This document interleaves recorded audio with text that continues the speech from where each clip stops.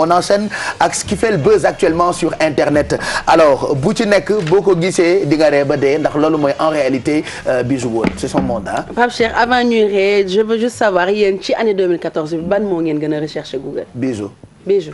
yow kon mën nga fay yow maa la gën a bëgg yow tu as cherché quoi. amour. bu ma tontuwul woon loolu ma rus bu baax sa recherche internet yi gën a dem. li gën a. li nga gën a recherché internet en 2014. honnêtement xam nga. c'est un mot. waaw mais non bàyyi leen ma wax da nga ma wala ma bàyyi ngeen ko. non waxal. non dama ne xam nga lu ma gën a recherché. xam nga man dama nekk nit boo xam ne.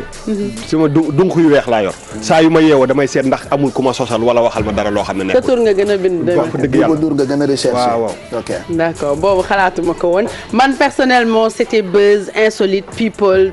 tout si li nga xamante ne dafa am attrait ak rubrique yi ñuy def yëpp mais monde bi def nañ ay milliards de recherches en 2014. et dañ ko compiler benn vidéo ci mots yi nga xamante ne moom lañ gën a recherché ñu seetaan ko ñëwaat c'est très touchant.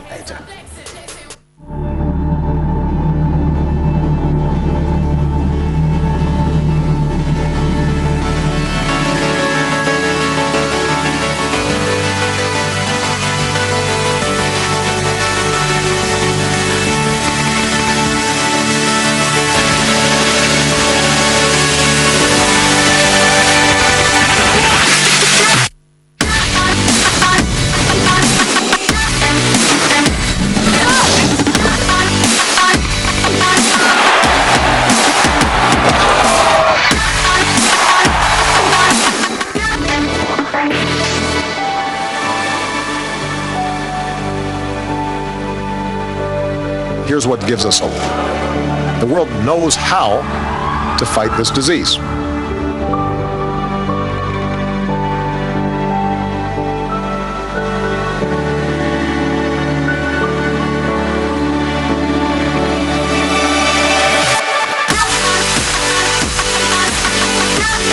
Here we go. Ready?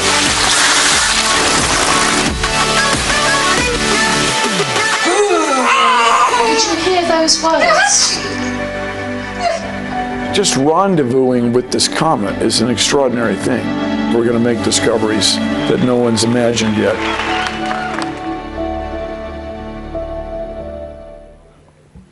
donc les mots les plus recherchés. les plus recherchés et les images yu ñu gën a seet bi ma ci gën a neex mooy espoir. parce que monde bi ak li fiy xew yëpp si on garde toujours l'espoir ça veut dire que mun nañ avancer que affaire yu bëri mun na deñ Ebola nit yi recherché nañ ko ba sonn. bring back our girl et benn image bu ma gën marqué mooy bi nit bi waddee ci suufu métro bi et que ñëpp daw génnandoo yëkkati métro bi pour génnee ko. voilà c'est des images tellement touchantes buy wane état au monde bi même si parfois on se dit que dañu nekk di déraper que côté bu bon bi la ñuy dem y a quand même de l'espoir qui reste muy benn ci mots yi ñu gën a recherché. espoir voilà ça me touche vraiment donc Pape Cheikh Alfie moo bi mu gën a recherché mënu ma ko wax ci télé du ma ko wax. cuisine la. waxoo ma lool de. à suivre internet dinañ leen laaj yéen seen mots yi ngeen gën recherché tey vidéo bii def buzz internet Pape Cheikh benn xale bu jigéen la boo xam ne ci mbedd bi lay dem commencé sangu. c'est comme si nga ñëwoon buntu TFM fekk ku yor soowam yor savon yor njàmpem di sangu. loolu de xanaa xewewul fii. Cameroun la xewee. Cameroun la mën a xewee. ci samay dëkk yi may dugg di lijjanti li fay xew. lu muy def siwoom lay gàddu ak saabu. siwo daal lay gàddu yore saabu. yore ay bagage am yi mu soloon bu ñëwee. taxaw ñëw waaxu simmeeku ba set comme si dafay mel ni dañ koy ne fii mooy salle de bain bi bu simmeekoo sangu. li ma ci gën a metti mooy nit ñi di ko seetaan mu sangu bay raxas daal yi. dañ ko yàq waaw xam naa ki ko liggéey da koo sànni ci siwo. pour muy sangu waaw. en tout cas c'est étrange nañ xool sànni kortu siwo. te dafa jaaxal waa Cameroun ba journal de 20h bi ñoo ko wan. waaw c'est extraordinaire dañ ko xool ñëwaat. Perplexe, qui n'arrive pas à comprendre les mobiles qui ont contraint une jeune et belle Camerounaise à choisir ce lieu pour prendre une douche publique. Au dit des premiers témoins, c'est depuis vendredi que cette Camerounaise prend sa douche sans que cela n'attire l'attention et encore moins n'émeuve les populations. Pour de nombreux usagers, elle était assimilée à une folle comme on en trouve dans la capitale économique Douala.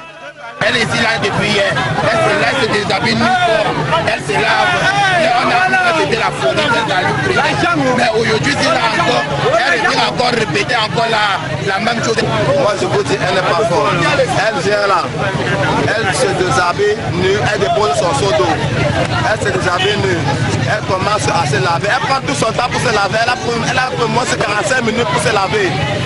Après avoir fini de faire sa vaisselle, elle se soigne, elle se nettoie, elle enlève l'eau sur elle. Et puis maintenant elle se roule. Mais moi il faut dire franchement, cette femme n'est pas bonne. C'est ce lundi 29 septembre que son geste a suscité l'attention des populations qui aussitôt ont accouru. Sans aucune gêne, face au regard interrogateur et concupissant des populations, elle a pris son temps. Tout son temps pour bien se laver, se rincer et se vêtir. Elle tue comme ça la chance des gens pour monter sur sa part. Demain, elle va rouler dans les grosses voitures, on va croire qu'elle a cherché ça longtemps, alors qu'elle vient tirer la chance des gens pour monter sa part. Vous voyez, cette femme-là, elle est en train de gâter toutes les femmes qui sont sérieuses. Il a fallu l'intervention de la police pour mettre définitivement un terme à ce spectacle désolant qui devenait de plus en plus rare dans la capitale économique Douala. Un spectacle que certains assimilaient à des conditions à remplir pour avoir accès à un certain bonheur. dañ ko digal te boo seetloo ci dafa mel ni ci Selebe yoon la koy defee. waaw sangal saafara ci Selebe yoon. man li ma naqari Pape Cheikh lenn la rek ñii ñëpp di ko seetaan mu sangu bay raxas daal yi Fatou Mbow neen dafa. te kat góor ñee fi ëpp de. waaw jigéen kalaasu béy di gi. ak ñoo bëgg jigéen.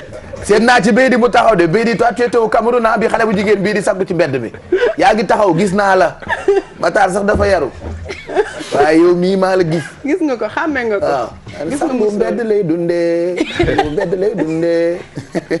en tout cas c'est extraordinaire ñii nee nañ dafa dof ñii nee nañ daf koy def pour am xaalis te waa ji buy jeexal reportage bi nee na phénomène bi dafa raar léegi. ça veut dire que phénomène buy am la foofu jël sa siwo rek di sangu. ouais extraordinaire. est-ce que diggaluñ ko.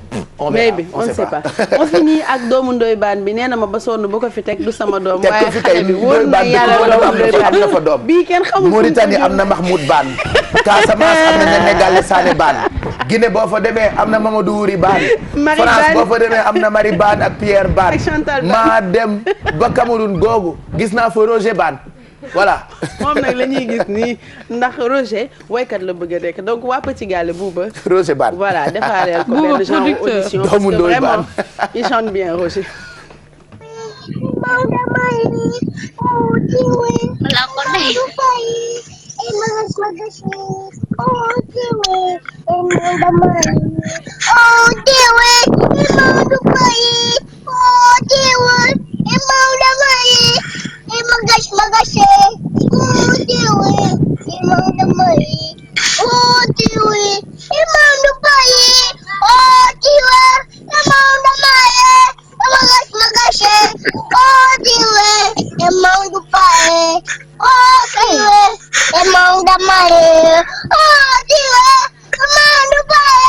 doomu Mamadou Ndoye Bane la moom rek a war a def thème de la semaine ndax lii la làq këram diwaan boo dem am na fa dooma donc Ndoye Bane am nga loo war a wax quand même may ñu jàmm ak thème de la semaine lii nga war a thème de la semaine sa doom ji waaw kii kay bidéo bu bees lañu koy jël rek mu dem di leen aw